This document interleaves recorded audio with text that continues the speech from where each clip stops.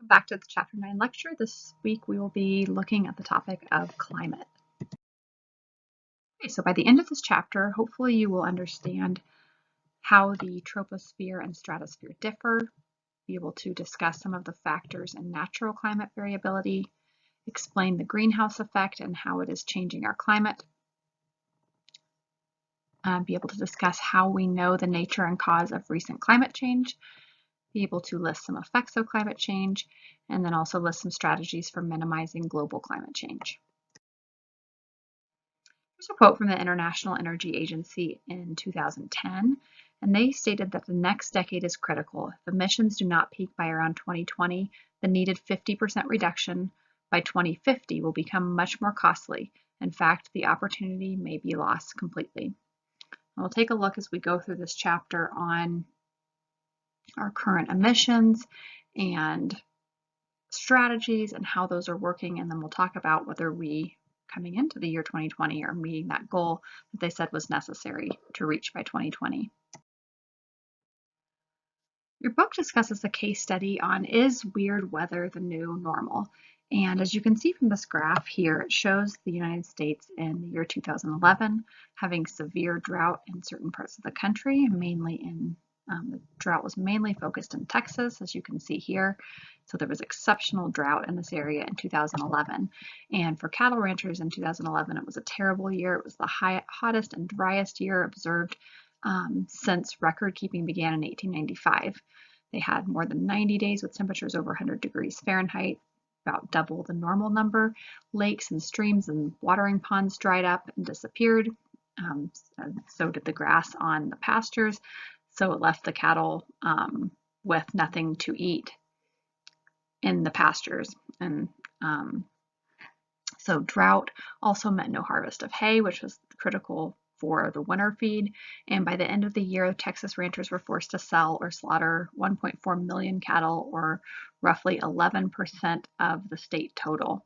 And because Texas is the nation's largest producer of beef cattle, the impacts were felt in beef prices across the country. And this drought was extreme even for a region that is accustomed to heat and drought. But the state climatologist has warned that these dry conditions could last for a decade or longer. Much of the South and the West have seen similar extremes. And the question really becomes, is this just weird weather or is it part of a larger pattern? And this is the question that policymakers and scientists and the public are all asking. In a complex and rapidly shifting system like weather, most of us tend to see data selectively, focusing on pieces of evidence that confirm our expectations. For some observers, they'll look at several bad years of drought that's confirming proof of human-caused climate change. And for others, they'll see a string of bad years as just simply a variation in a complex system we called weather. And so what we hope to look at in this chapter is how do we know what's really going on? So we know that global average temperatures have increased. If we look at data from going back to the 1880s to the present, we can see the yellow is the annual mean temperature. The red is the 5-year mean temperature. So that really the red is just sort of smoothing out the data points that we see in the highs and lows in the yellow here. And then the black line is our carbon dioxide concentration. So we can see that over the past little over 100 years that our CO2 concentrations have steadily gone up, and our average temperatures have steadily gone up with that. So the temperatures bounce around a little bit more, but in general, we're seeing this overall trend of our CO2 concentration is going up and our average temperature is going up over the past 100+ years. Let's first, before we get into a more detailed description on how climate is changing, let's make sure we understand the difference between weather and climate.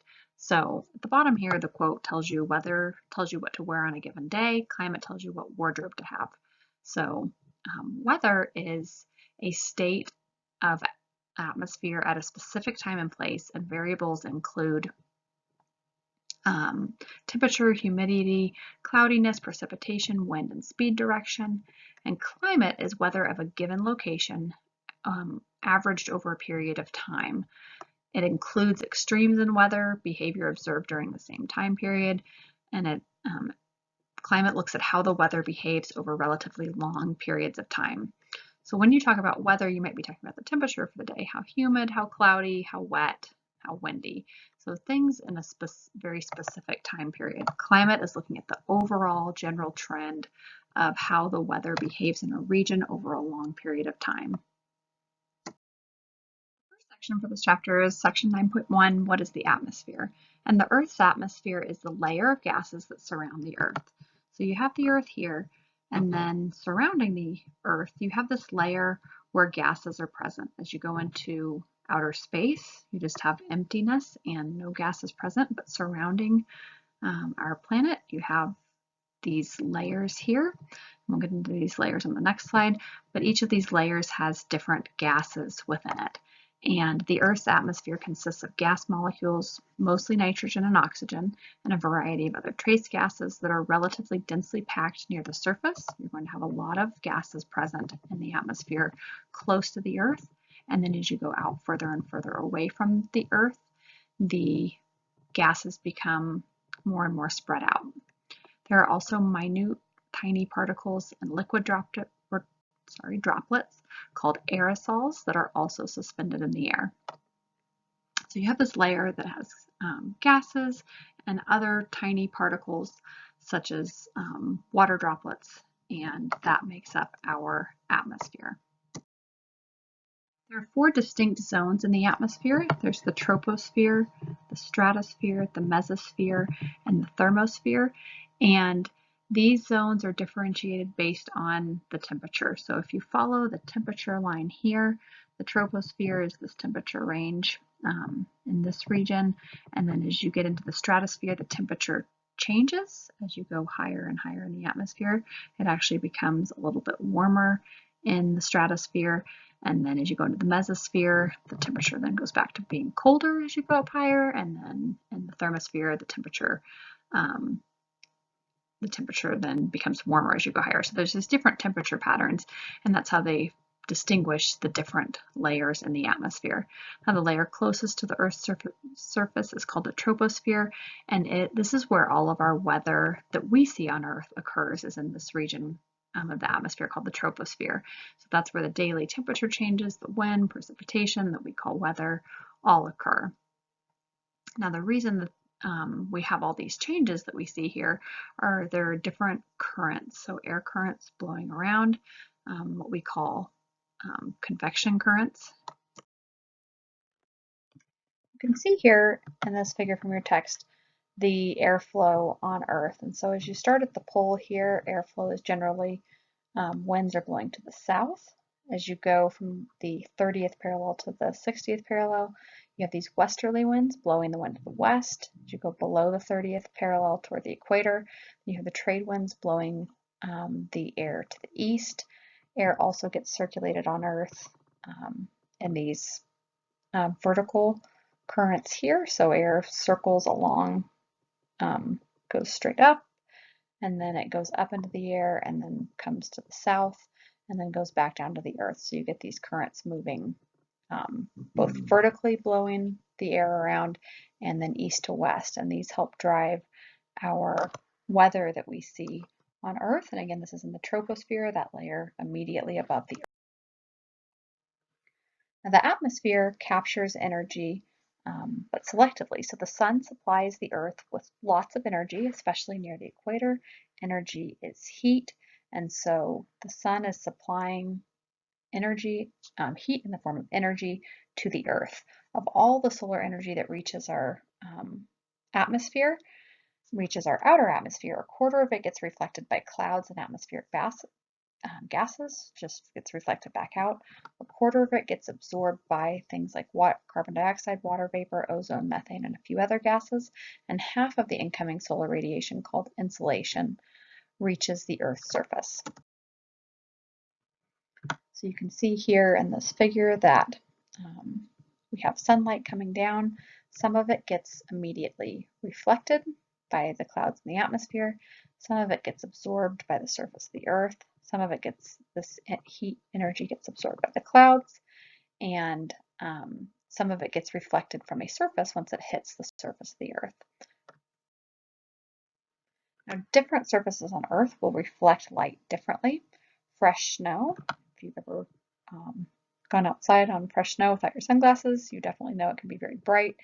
That's because a lot of that sunlight energy that's hitting that fresh snow is getting reflected back upwards and into your eyes if you're looking down on it. So fresh snow is one of the highest reflecting surfaces naturally occurring on the Earth. Dense clouds also reflect a lot of sunlight before it actually gets to the Earth. Water can reflect also a lot of sunlight, and then as sand just reflects 20 to 30% of the light that comes in. So that's why sand will feel fairly warm, because a lot of the sunlight energy is staying in the sand. So if 20 to 30% is being reflected, that means that 70 to 80% of that sunlight is being absorbed. And so sand will feel warm generally because it's absorbing a lot more sunlight. Forests will reflect only a small amount of sunlight, so a lot of sunlight energy gets absorbed into forests. And water, when the sun is directly overhead, will reflect only 5% of the sun, but when the sun is low, water will reflect actually a lot more sunlight. And then dark soil will absorb or will reflect about 3% of the Earth's sunlight, so it will absorb a lot of sunlight, and therefore dark soil can feel very warm. So the sun warms our world, and it's particles in the atmosphere that keep us warm. So what happens is something called the greenhouse effect. And we talked about sunlight energy coming in, and some of that energy gets absorbed by the outer atmosphere by clouds, some of it comes to Earth and gets reflected. And we also talked about that there are a lot of different gases in our atmosphere. Now, carbon dioxide and other gases in the atmosphere, what they do is they absorb that sunlight energy coming in. And when they absorb that sunlight energy coming in, they keep it in our atmosphere. They prevent it from going back out again. And so sunlight energy comes in, some of it gets absorbed by the Earth, a little bit will get reflected by the Earth and sent back out. Some of it gets absorbed by the Earth, that keeps the Earth warm. Some of the sunlight energy gets absorbed by gases in the atmosphere.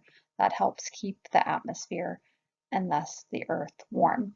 And so what we see is something similar to if you build a greenhouse and you go into the greenhouse and it's warm, and sunlight energy is coming into the greenhouse through the walls of your greenhouse, and the energy from the sunlight goes in, but it can't go back out.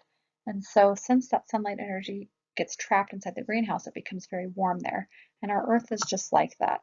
The layer of our atmosphere acts like a greenhouse. Sunlight energy comes in, but not very much energy goes out of that greenhouse atmosphere surrounding our Earth, and it keeps our Earth warm. If our atmosphere didn't capture this energy and have this greenhouse effect, then the Earth's average temperature would be about 21 degrees Fahrenheit, so below freezing, rather than the current 57-degree average temperature that we have.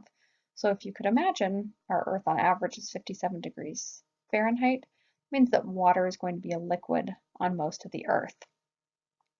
If we did not have any greenhouse gases, we did not have an atmosphere keeping our planet warm, and we were at 21 degrees, then water would be in the form of ice most everywhere on Earth, and we would not have life as we know it on Earth.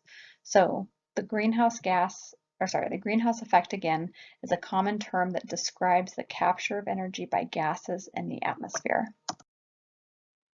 A lot of the incoming solar energy, so this energy from the sunlight, is used to evaporate water. And so as the sunlight hits our planet, it hits the water, and that sunlight energy helps to evaporate water. So that energy goes into changing water from a liquid form into the form of a gas. And so water evaporates into a gas, goes up into the sky, and that heat energy is stored in those water droplets up in the sky. Now, when the water droplets combine and they condense in the clouds and form precipitation or rain, then some of that energy is released. So the energy that's stored up in this water vapor in the sky is known as latent heat. So it's heat that is stored from the sun in the form of water. Ocean currents also modify our climate. Ocean currents redistribute warm and cold water around the globe, and you can see the lines here in red and blue showing how ocean currents move and how that water flows around through the oceans. So these currents modify our climate. For example, the Gulf Stream keeps northern Europe much warmer than northern Canada, and then variations in ocean salinity, so how much salt is in the water and how dense the water is, also help drive ocean circulation. If we look at how stable if we ask the question of how stable our climate is, it really depends on the time frame that you consider. So over centuries and millennia, so over millions of years, we know that climate shifts somewhat, but we usually don't expect a lot of change in the scale of our lifetime. The question is whether that's a reasonable expectation. And if climate does shift, how fast might it change and what will those changes mean for the environmental systems we depend on? So when we talk about climate change, we have to look at first is, are the changes that we're seeing recently, the increases in temperatures, are those a normal part of the variation that occurs, or are those something out of the ordinary? The key to understanding climate and how it changes over time is to have data about what the climate has looked like in the past. And a lot of that data comes from ice cores. And so in Greenland and Antarctica and other places where cold is persistent and we have ice for a long period of time, we can take out ice cores and analyze those ice cores. So new layers will compress the lower layers of the ice, but in that ice there are still tiny air bubbles, and each air bubble is a tiny sample of the atmosphere at the time that snow fell. So it gives us data, the deeper down we go into the ice core, gives us data from further back in time on what gases were present in the atmosphere at that time. Climatologists have discovered that by drilling deep into an ice sheet, they can extract ice core samples that show how the atmosphere has changed over time. And here's a look at an ice core sample. This is Dr. Mark Twickler from University of New Hampshire holding a section of, so just a piece of a 3,000 meter core that was taken, and that 3,000 meter core records 250,000 years of climate history. So again, depending on how deep they go in that core that they drilled, they can look at the tiny gas bubbles in that core and analyze what the atmosphere looked like at that time. Now here's a look, if you do look at that core for that huge core, you can look back at the carbon dioxide. You can test those samples for the amount of carbon dioxide in those samples and look back over 800,000 years of data to see what the CO2 and temperature look like over millions and or over almost a million years, so 800,000 years. So these cores show us that the climate has varied dramatically over time. So if you look at the temperature and CO2 in those cores over time, you can see huge variations in the, this is the CO2, and then variations in the temperature over the years. So we've seen huge cycles in temperature and CO2 in the atmosphere over that 800,000 years. What we can also see from this data is that temperature and CO2 are very closely correlated. So whenever CO2 goes up, temperature also tends to follow. And whenever we see drops in CO2, we also see drops in temperature. So from these ice cores, we know that CO2 concentrations have varied from between 180 to 300 parts per million in the past 800 years. And we know that today our CO2 concentrations are at 400 parts per million and rising about 2 parts per million per year. So they're about 1/3 higher than the Earth has seen in nearly a million years. So let's look at what causes natural climate swings. So we talked about in that last graph that we see these natural climate swings over time, and we'll look at why we see these climate swings. And so again, this is natural climate swings, not climate swings from man-induced causes. But every 11 years, we see an 11-year cycle on the sun's intensity. So there's this 11-year cycle of the Earth being a little bit closer to the sun and being a little bit further away from the sun, depending on the Earth's orbit. And so that's an 11-year cycle that we get a little closer to the sun, we get a little further away from the sun, and that causes minor climate changes. So not large climate changes, but a little bit of a climate change on an 11-year cycle. So things you'd see every decade or so in your lifetime. Now, more dramatic shifts are called Milankovitch cycles, and these are due to changes in the Earth's orbit. So it will change its orbit just slightly, the degree of the orbit, and we see these changes in the orbit every 100,000 years. And there are changes in the Earth's tilt, so variation in tilt, that we see every 40,000 years. And then the Earth sort of wobbles on its axis, and that cycle repeats every 26,000 years. So these are larger climate changes that you'd see every essentially 26 to 100,000 years.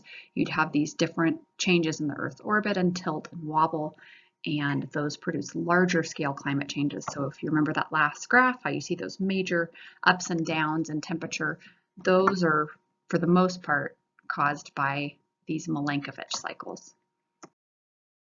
Another natural climate change that we see is called El Nino Southern Oscillation, or ENSO, and this is climate change that occurs according to oscillations or movements back and forth of the ocean and the winds. So trade winds will normally pile up warm water in the ocean around Indonesia.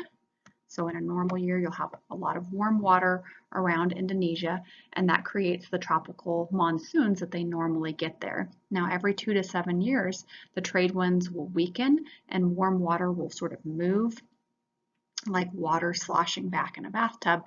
The warm water will move, and surface water temperatures off South America will then warm up. And the clouds and rainstorms associated with warm ocean waters shift to the east. So normally we have the warm tropical monsoons here, but we get this shift to the east during the El Nino years.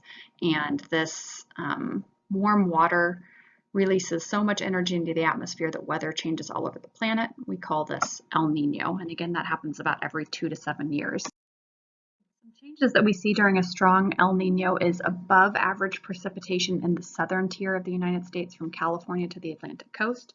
So along the southern portion of the United States, all across the whole US, we see much more rainfall, and then below average winter temperatures. So it gets colder and rainier during El Nino in the southern part of the US.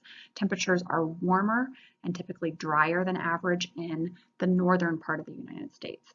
So in the Pacific Northwest and Ohio and Tennessee valleys, rainfall is often below average and tends to be warmer.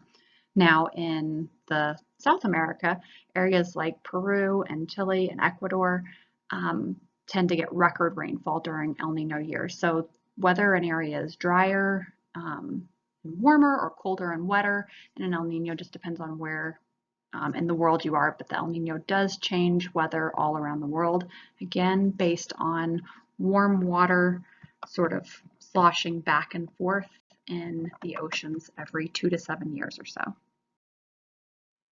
Again, the big question that we keep asking is, how do we know that climate change is happening faster than usual? So we've looked at a lot of natural causes of climate change. We see that there are variations over anywhere from a few years to 100,000 years, and these changes occur naturally. But many scientists consider anthropogenic or human-caused global climate change to be the most important environmental issue of our times.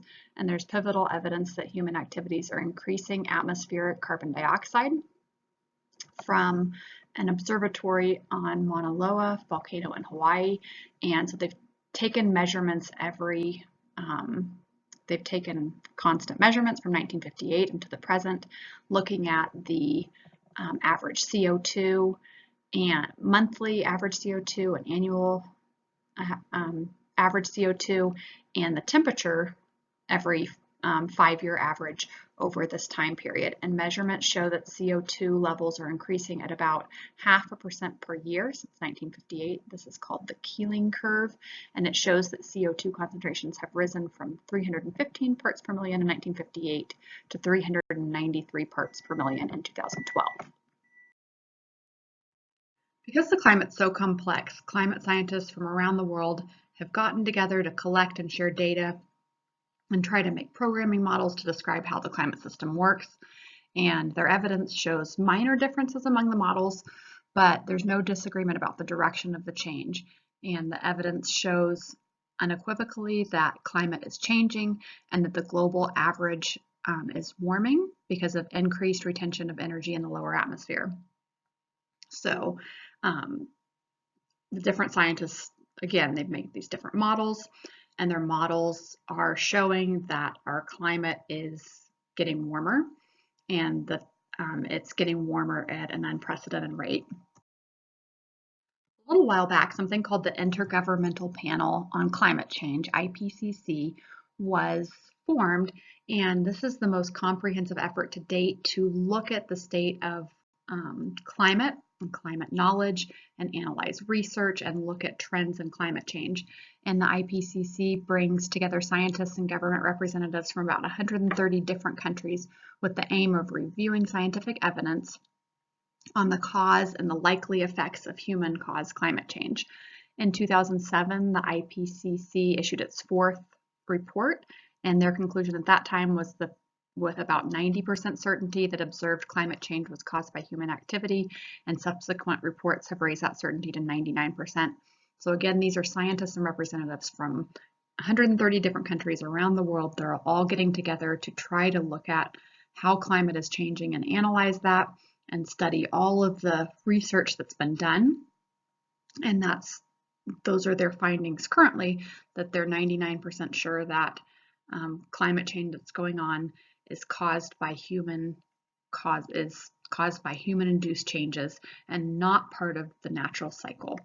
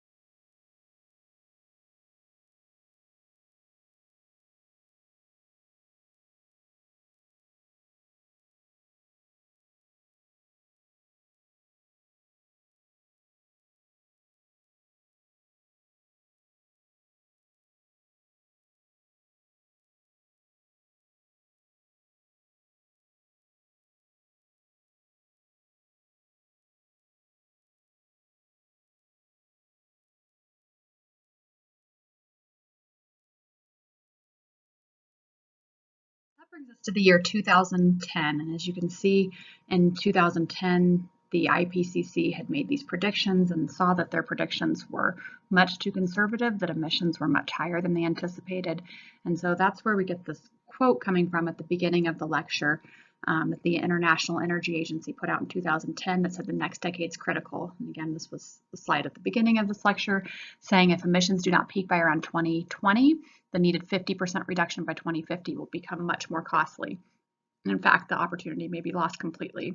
And what we see currently coming up to the year 2020 now, so another decade almost later, is that this is a report put out by the United Nations Environmental Program, and they said that greenhouse gas emissions show no sign of peaking, and global carbon dioxide emissions from energy and industry increased in 2017, and that followed a 3-year period of stabilization. So the levels stabilized for a few years before that, and then they started increasing again in 2017. Total annual greenhouse gas emissions reached a record high and a record increase compared with the year before. So we needed to peak by around 2020 in order to prevent the costs from becoming exorbitantly high, and we are not seeing that peak at 2020 that they predicted 10 years ago that we'd need. Now, really the biggest problem here is that there's a lot of scientific consensus that there's a problem and that we need to find solutions to this problem and that there needs to be change. But the problem is that one, initial change is expensive and no one wants to make that upfront cost, even though the long-term cost may be incredibly severe. It's hard to convince countries, whether those are developing nations or developed nations, to take responsibility and make these changes. So climate control becomes a classic free rider problem in which nobody wants to take action for fear that someone else might benefit from their sacrifices. So it's one country having to sacrifice and say, we're going to make these changes.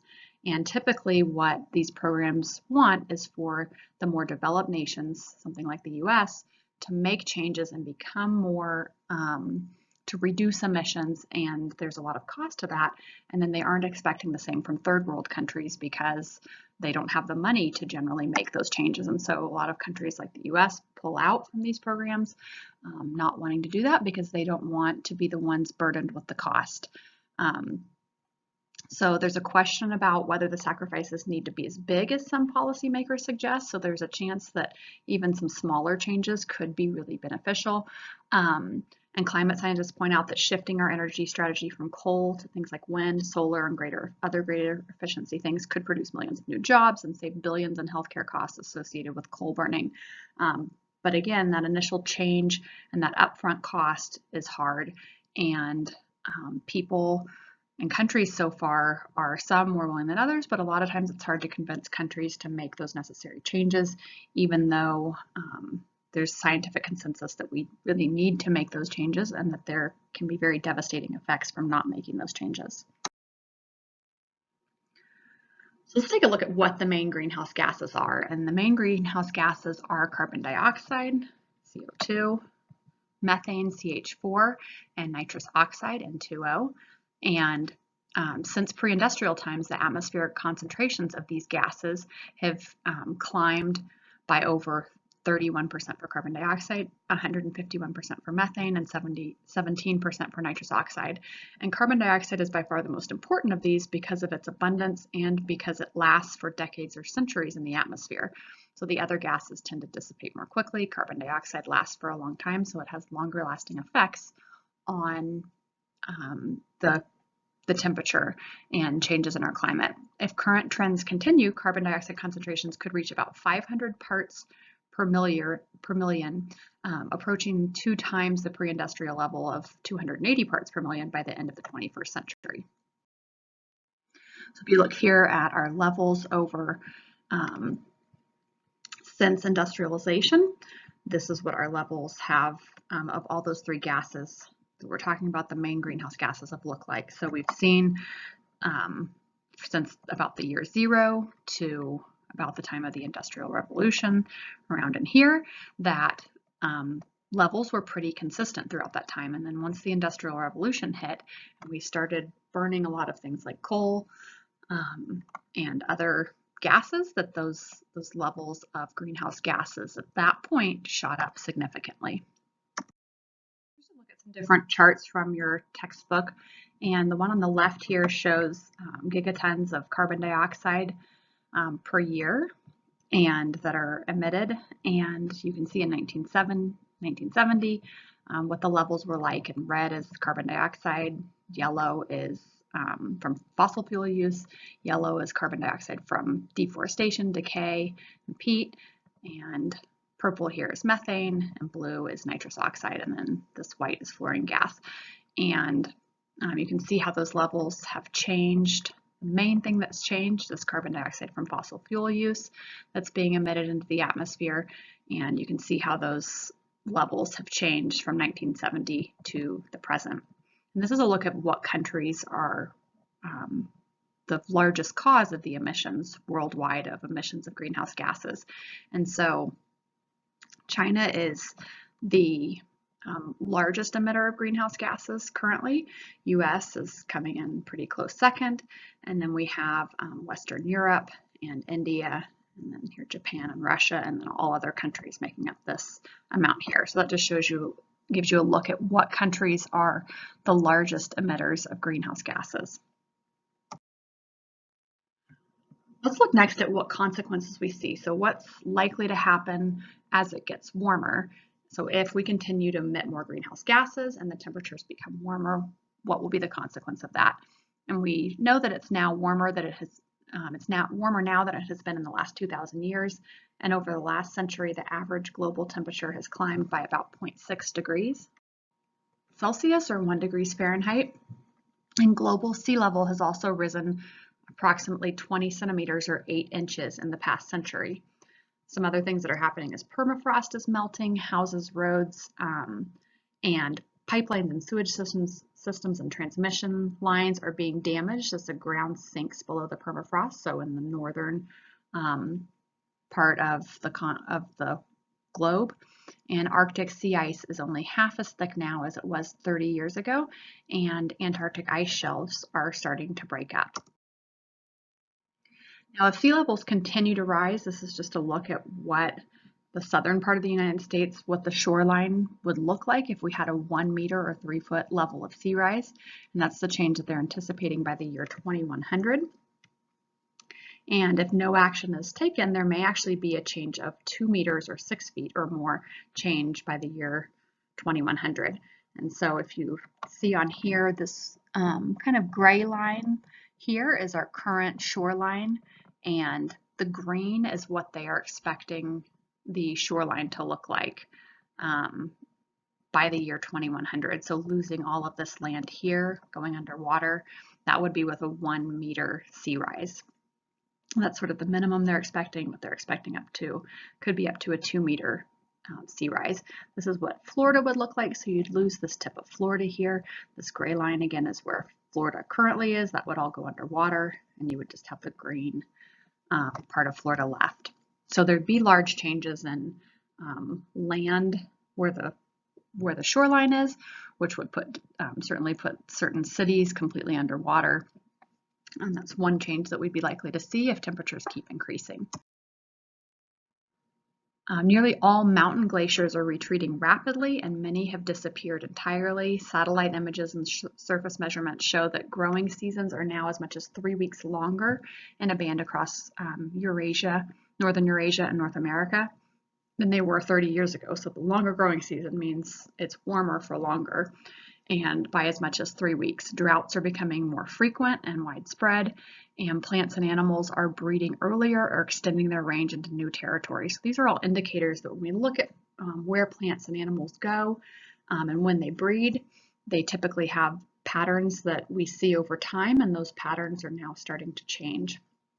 Coral reefs worldwide are bleaching. They're losing key algae, and so we're losing key coral reefs as well from around the world. We've also seen sharp declines in ice-dependent species, such as these penguins here, and some of which have lost half or more of their population due to loss of ice and loss of their habitat. Here's a picture from your text also from Glacier National Park, and you can see the same picture in the photos here in the early 1900s, and then presently, and you can see how the glaciers have changed from the early 1900s to now. So this was a glacier that normally was present year-round, and that is rapidly becoming smaller and smaller. As climate conditions change, that also changes where farming can occur and where different crops can grow. And the area in the lighter yellow here shows the area that's viable for wheat now, and then this darker orange shows the area that they anticipate being viable for wheat by the year 2050. So wheat production may need to shift entirely to Canada due to the climate and growing conditions not being appropriate for wheat where they currently are growing. So you may see changes in where crops are grown and where they can be grown, and wheat being one of our main staple grains for the country, that growing area could completely change. The IPCC is the group who is reviewing and analyzing all of the climate research that's going on. And one of their somewhat conservative estimates on how temperatures will change over the next 100 or so years is shown in this chart here. And so surface temperatures, and this is what the conservative estimate, are projected to rise sharply even under their conservative scenario, and that would assume that we adopt new energy technology, that we reduce fossil fuel use, and that we have a declining population after the year 2050. So even with all those changes in place, these are the changes that we would expect to see. And this is the average temperature change in degrees that you'd expect to see all across the globe. So a lot of where North America here and a lot of the main part of the area where people live, you'd expect to change anywhere from about 2.5 to 5.5 degrees warmer. And then the poles significantly changing, which would significantly melt ice levels and lead to increases in sea levels rising. Here's a look at what climate scientists are predicting we will see in terms of weather for, and this would be in the year 2100, what they're anticipating the weather would look like. And they're predicting that in the winter that we will see, blue means more precipitation, brown means less precipitation. So in the winter, the northern part of North America, they expect to be wetter than usual in the winter, and then the further south you go, down towards the southern part of the US and Mexico, would be much drier than usual in the winter.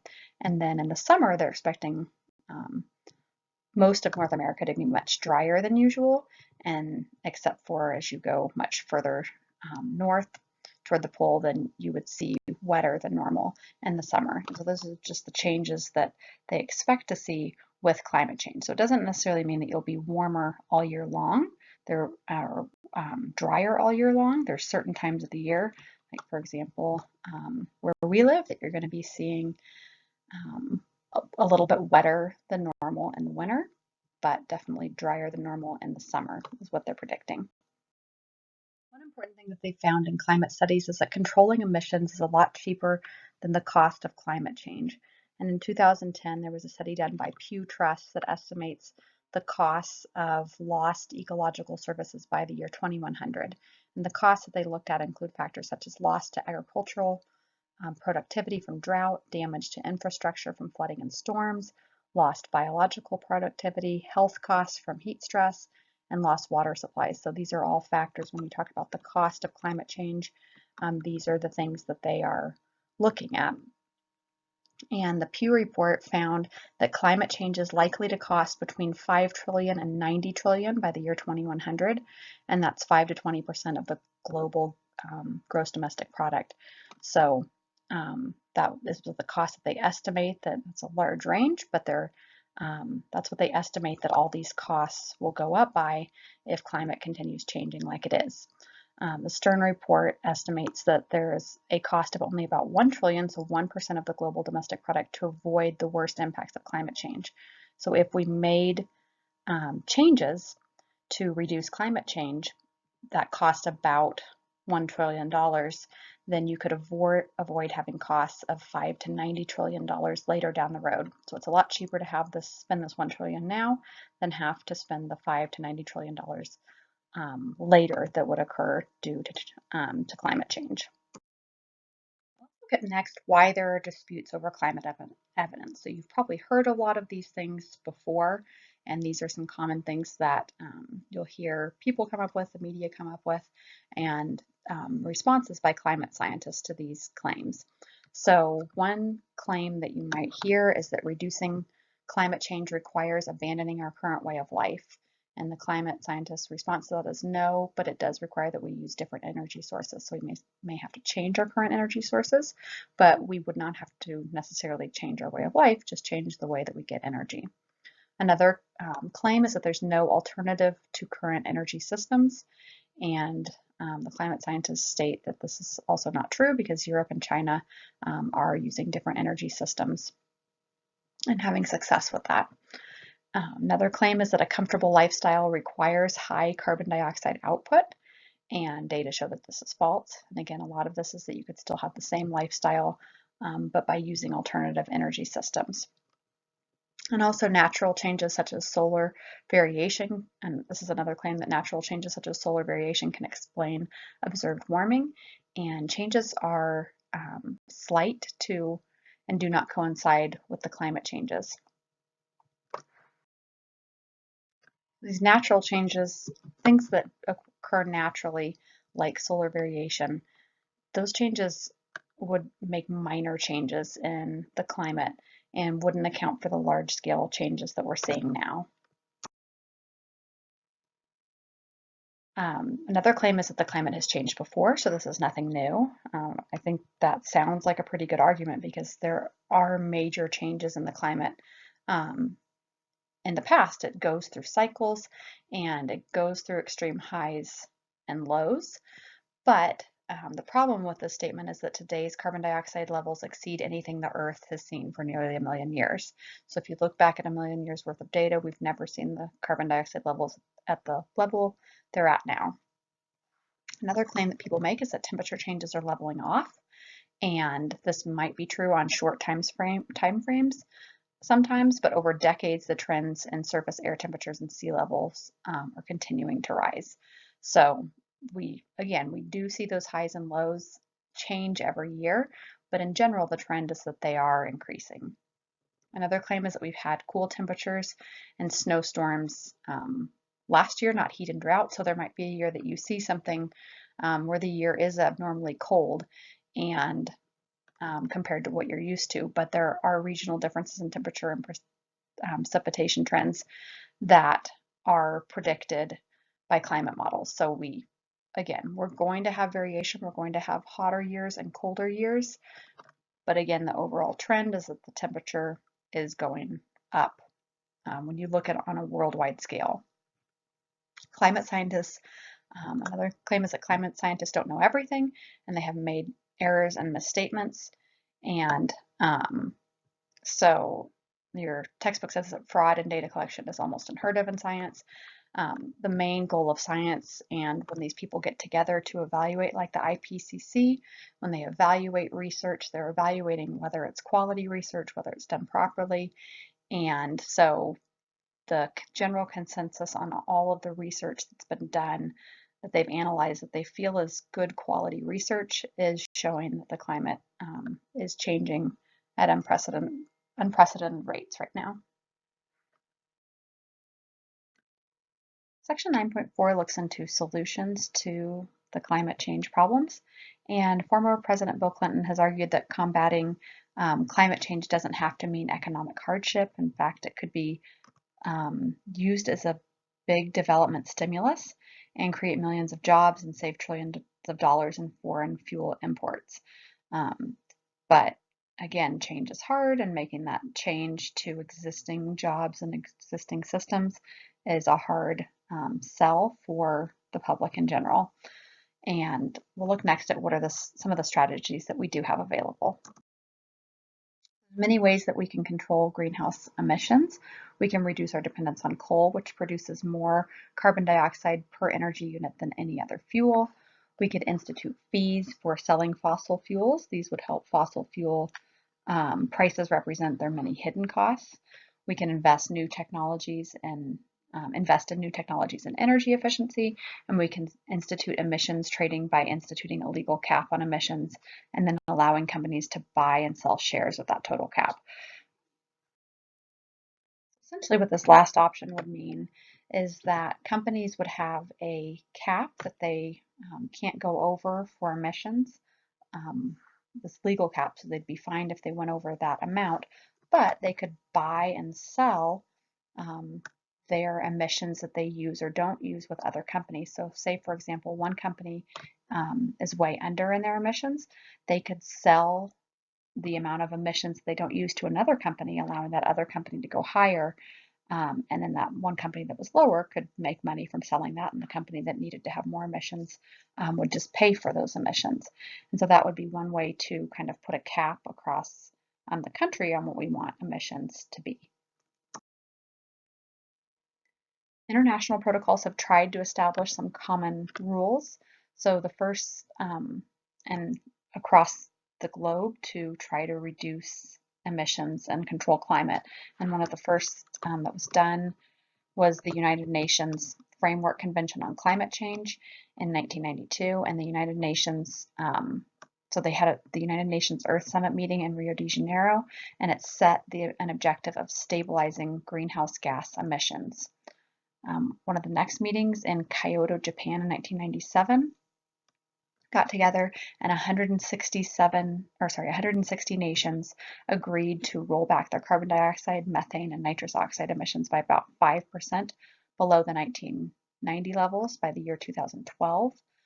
China and India were exempted from this agreement because the US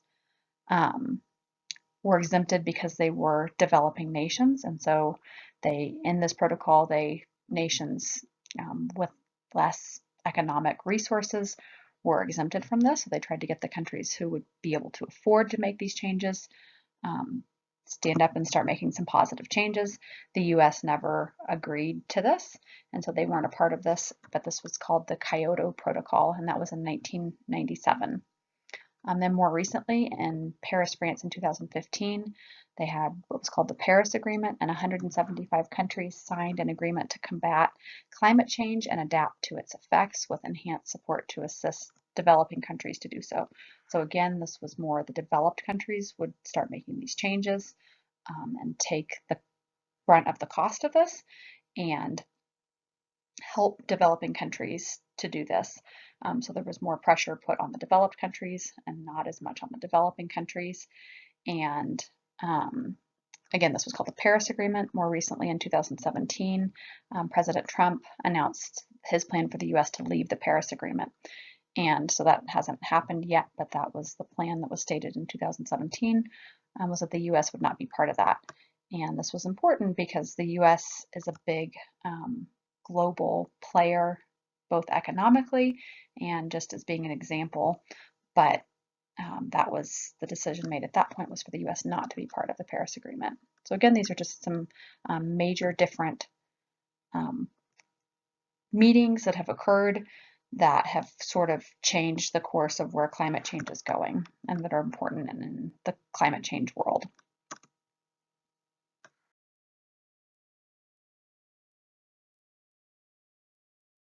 One alternative approach to just saying emissions need to be reduced by a certain amount is to use something called a wedge approach. And in the wedge approach, you break down a large problem into smaller bite-sized pieces.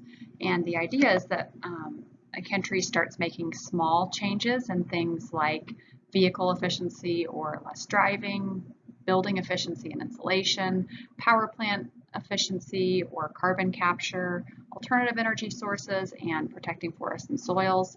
And they make little changes in all of these areas rather than saying there has to be a big change in or complete change towards no emissions in any of these areas. There's just small changes.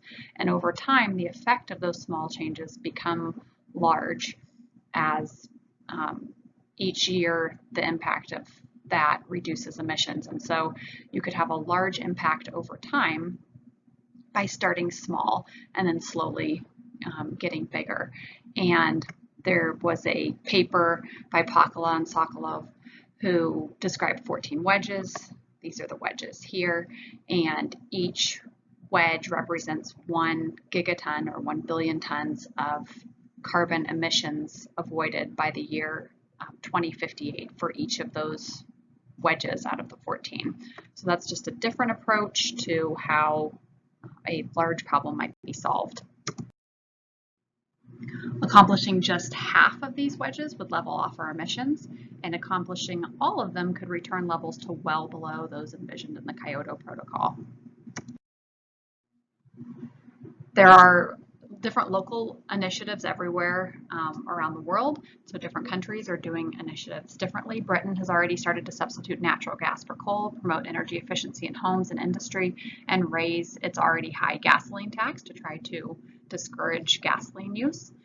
New Zealand Prime Minister Helen Clark several years ago pledged that her country would be the first to be carbon neutral. Germany has reduced its carbon dioxide emissions at least 10% by switching from coal to gas and by encouraging energy efficiency throughout society.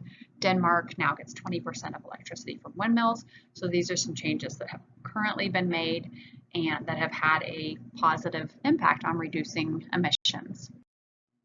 Now, it's easy to think of reducing carbon emissions as a worldwide problem or even a nationwide problem, but individual actions are also extremely important because individual actions can have tremendous impacts on climate change as our actions are multiplied by millions of others who make similar decisions. So if all the millions of people in even just our country started making a little bit wiser decisions in terms of emissions, it could have a huge impact when you look at that across the whole country. This graph shows a summary of which individual steps would make the most impact. So if you're wondering what you could do that would make the most impact, the largest change that we could make as individual people is having a more fuel efficient vehicle. Carpooling would be another one. So you're driving in one car instead of two. Weatherization of your house to make it more energy efficient. Just driving behavior can actually make a big difference. So not accelerating as quickly and things like that can actually reduce your emissions. Having more energy efficient appliances, and then you can look at the list of different things here, and all of them, even though these impacts are small, if you think if you did these or if everyone did these throughout the day, like turning down the AC or the water heater a little bit, there's different things that you could do that would be relatively small changes. Wouldn't have to be huge changes, but little bit smaller things that could have a big impact if everyone made some small changes. Another option to reduce carbon dioxide emissions actually going into the atmosphere is to store carbon dioxide.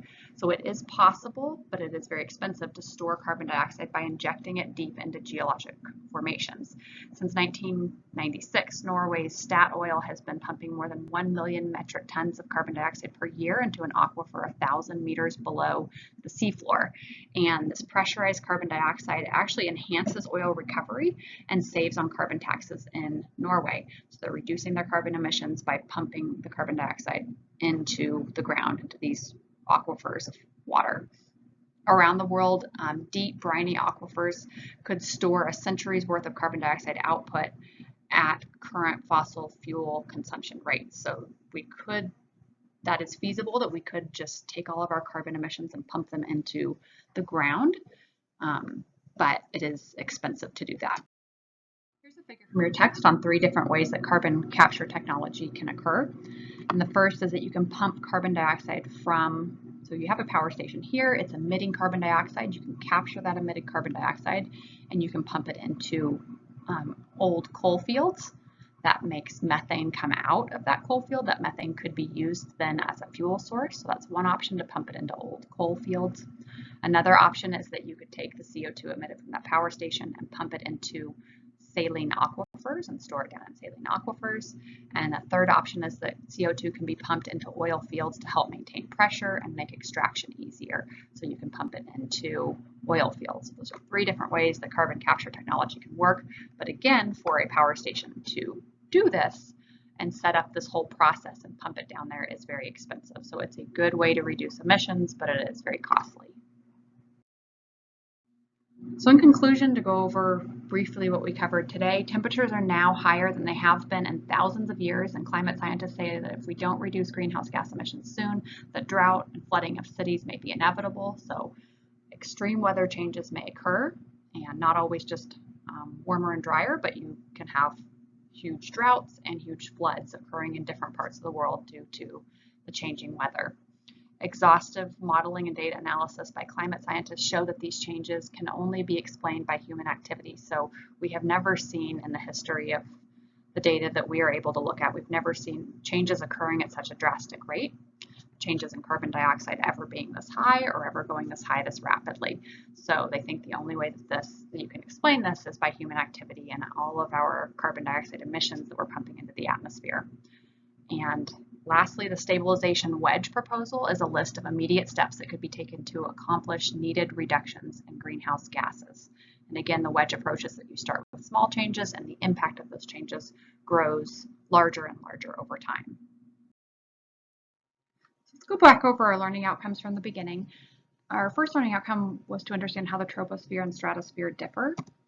And so here is our picture of our different layers of the atmosphere. So remember, there's 4 layers of the atmosphere: troposphere, stratosphere, mesosphere, and thermosphere. Most of our weather occurs down here in the troposphere. And so that's the layer closest to the Earth. And then the stratosphere is where our ozone layer is, and that's the next layer up. Our next question, our next learning outcome was to understand what are some of the factors in natural climate variability. So we talked a lot about in this lecture about natural changes in climate that we see occurring over time, and then man-induced changes in climate. So what we're going to look at now is the natural climate factors, so ways that climate changes naturally without any impact from human activity. So these natural factors in climate variability include changes in ocean currents. So if you remember, warm water and cold water moves back and forth, and that causes changes in the climate over a short scale of time. There are also the El Nino changes, and those are due to changes in the trade wind. So remember, that's the kind of sloshing of warm water back and forth, changing where those monsoons occur and also where droughts occur. So every 2 to 7 years or so we have the El Ninos, and those produce changes in the climate as well. We have 11-year cycles in the sun's intensity based on where the sun is orbiting, where the Earth is orbiting compared to the sun. And so whether the Earth is closer or further away from the sun changes the climate. And these are about 11-year cycles. We also have the Milankovitch cycles, which are looking at variations in orbit and tilt and wobble of the Earth, and those cause 20 to 100,000 year cycles changes in climate. So these are 3 different things: ocean currents, El Ninos, cycles in sun's intensity, and Milankovitch cycles that cause natural changes in the climate. Third objective is to explain the greenhouse effect and how it's changing our climate. If you remember, the greenhouse effect is where sunlight comes into the Earth, bounces back off surfaces of the Earth or back off different particles that are in the atmosphere. And when it hits different particles in the atmosphere, that causes the sunlight energy to bounce back down to the Earth. So it sort of the sun's energy gets trapped in this layer around the Earth in the troposphere, in that first layer of atmosphere, and it acts like that troposphere acts like a greenhouse around the Earth. So it's a natural way that the Earth keeps warm. Otherwise, we would be at freezing temperatures all the time if we didn't have the greenhouse effect. So that's a natural occurrence. What's changed with our greenhouse effect is that if you look at our carbon dioxide levels recently, they have gone from ranging in this range here from a little below 200 to close to 300 over time, and now we are seeing carbon dioxide levels in the atmosphere at about 400 parts per million, so higher than we've ever seen them. And the more carbon dioxide molecules there are, the more intense the greenhouse effect is and the warmer temperatures we get. So that is how the greenhouse effect is changing our climate, is that we have more particles in the atmosphere trapping heat and making the Earth on average warmer. I think one of the biggest questions people ask is our next objective here: how do we know the nature and cause of recent climate change? So how do we know that it's human induced and not due to natural causes? We've covered that a little bit, but if you look at, again, our changes in carbon dioxide in the atmosphere, if you study those ice cores and look at how much carbon dioxide was in the atmosphere over the past about million years, we've never seen levels that have risen as quickly or ever been as high as they are currently. And one really good indicator is that since the before the Industrial Revolution, our emissions levels in the atmosphere were pretty constant. They went up and down a little bit, but they were fairly constant. And then as soon as you hit the Industrial Revolution here, the amount of emissions in the air skyrocketed, and our temperatures also started changing in correlation to that. So we know that the recent changes are not natural because we're about 99% sure that they're not natural, because we've never seen changes occur this quickly, and usually the changes occur much more slowly over time, and we've never seen the emissions levels and temperatures be as high as they are now. Our fifth objective is to list some of the effects of climate change, and one is that we're seeing a reduction in the ice around the polar ice caps and a reduction in the species that are dependent upon that habitat, like the penguins. So as much as 50% decline in these populations have occurred recently. We're seeing a retreat of a lot of the mountain glaciers, so we're seeing those changing at a rapid rate, growing smaller. We are seeing changes in temperature and precipitation. So here's changes in precipitation that have already been occurring, and then this graph shows the projections of what we expect to occur, but we are seeing changes in the areas where we live in the summers becoming hotter and drier and winters becoming wetter. And then changes in temperature. This chart shows changes in temperature that we are currently seeing and that we project to see into the future. So those changes in temperature and precipitation obviously are going to change where plants can grow. So areas that are viable for certain plants are starting to change, and they predict this change to continue. And so areas that are viable for the same crop to be moving northward. So those are a few of the changes that we have seen so far and predict that will continue changing over time. Our last objective is to list some of the strategies for minimizing global climate change, and we have the strategies mentioned in this wedge approach. Those are things like vehicle efficiency, less driving, building efficiency and insulation, power plant efficiency, switching fuel type, carbon capture technology, which is shown here, alternative energy sources such as wind and solar, and then protecting forests and soils. So those are some different strategies to minimizing global emissions.